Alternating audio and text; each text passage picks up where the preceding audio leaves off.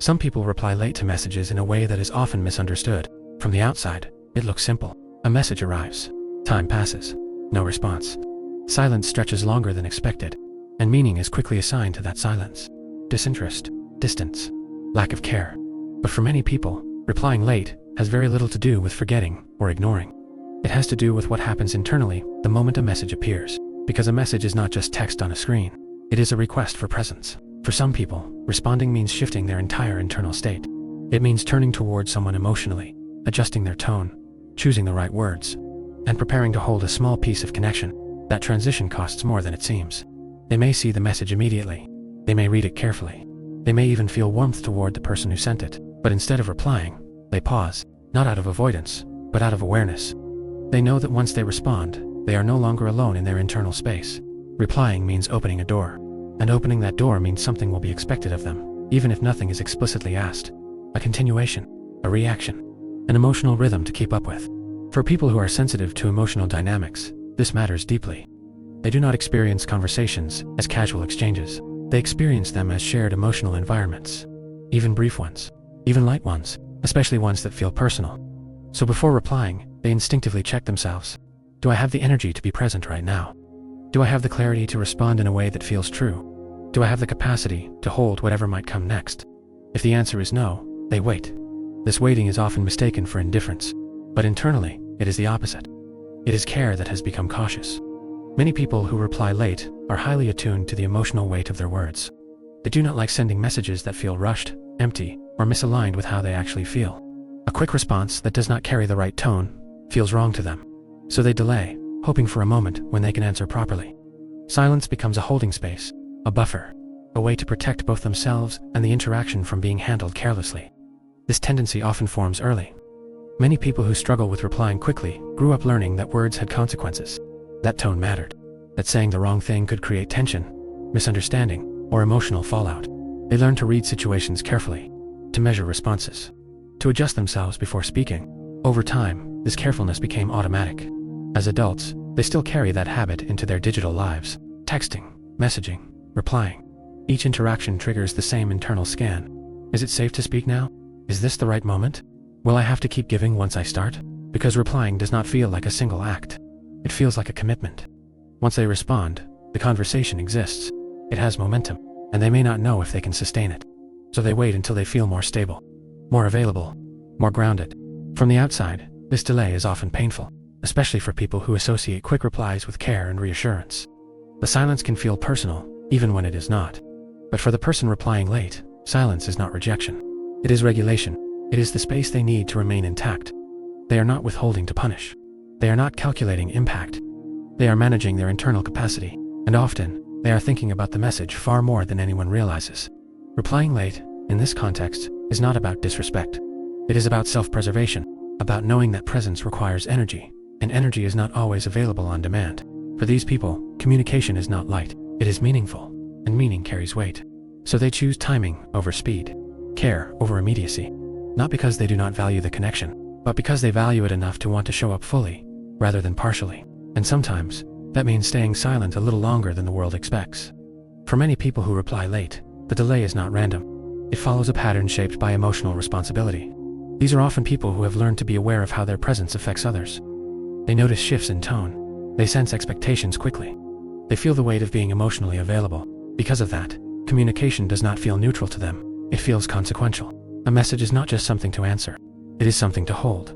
They are often the kind of people who listen carefully, who think before they speak, who try not to add unnecessary tension into a conversation. Over time, this creates a habit of internal monitoring. Before responding, they scan themselves. How do I feel right now? Am I calm enough? Do I have space to be patient, kind, and consistent? If they do not, they hesitate. This hesitation is rarely visible. From the outside, it looks like distance, but internally, it is a form of care that has nowhere to go yet. Many of these individuals grew up in environments where emotional missteps carried consequences. Saying the wrong thing could upset someone.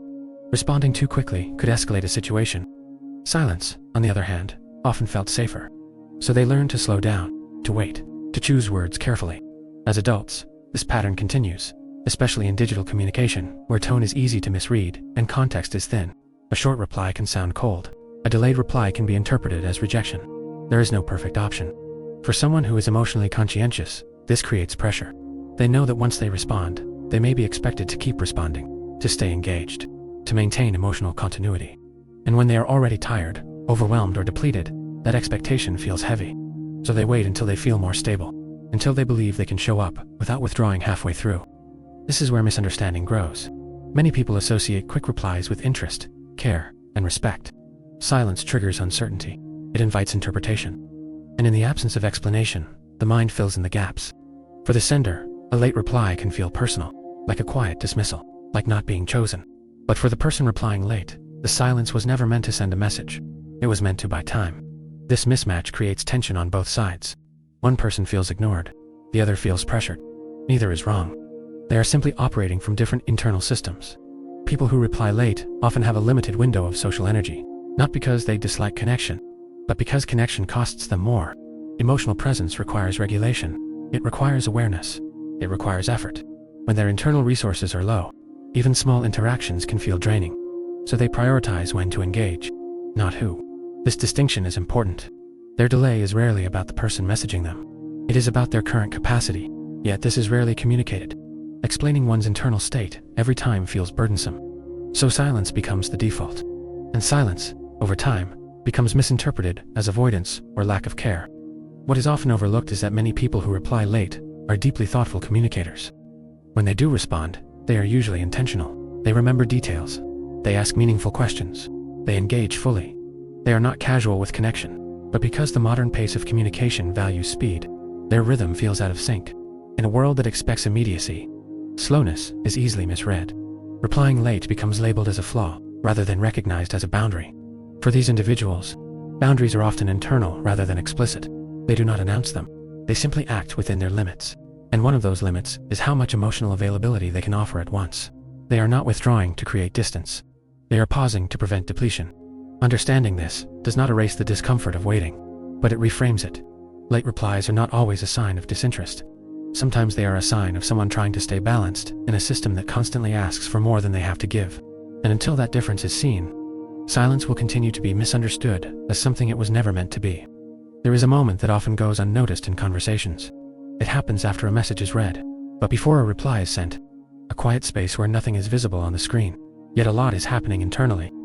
For some people, that space stretches longer than expected. Not because they are calculating what to say, not because they are trying to control the situation, but because something inside them hesitates to step forward. In that moment, silence does not feel empty. It feels contained.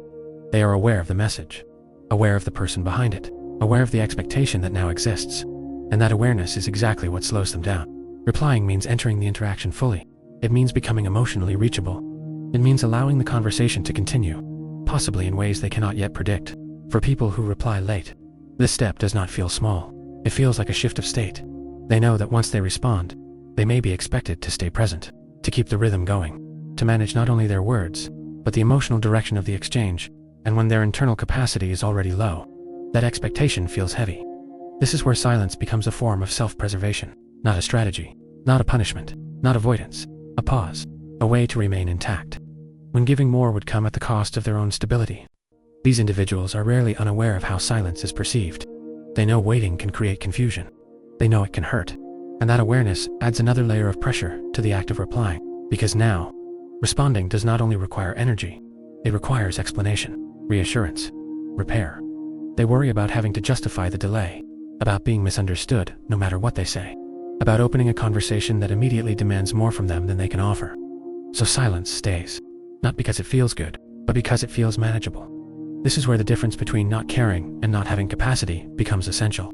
Not caring is indifference. Not having capacity is limitation. People who reply late are often capable of deep care. They think carefully. They remember details. They hold emotional responsibility even when no one asks them to. But care without capacity becomes strain. And strain eventually teaches the system to pull back. Silence becomes a boundary. That was never formally named, but quietly reinforced over time. In a world that assumes constant availability, this boundary is often misunderstood. Delayed replies are labeled as distance, coldness, or emotional unavailability, but often, the truth is more subtle. They are available in depth, not in speed. They do not want to respond with half attention. They do not want to show up resentful or withdrawn. They want their presence to be real, not performative. So they wait for the moment. When their body feels calmer, when their thoughts feel clearer, when responding does not feel like another obligation, layered onto an already full system. Sometimes that moment comes quickly. Sometimes it does not. And sometimes, the delay itself becomes another source of pressure, making the reply even harder. This creates a quiet loop. The longer they wait, the heavier the response feels.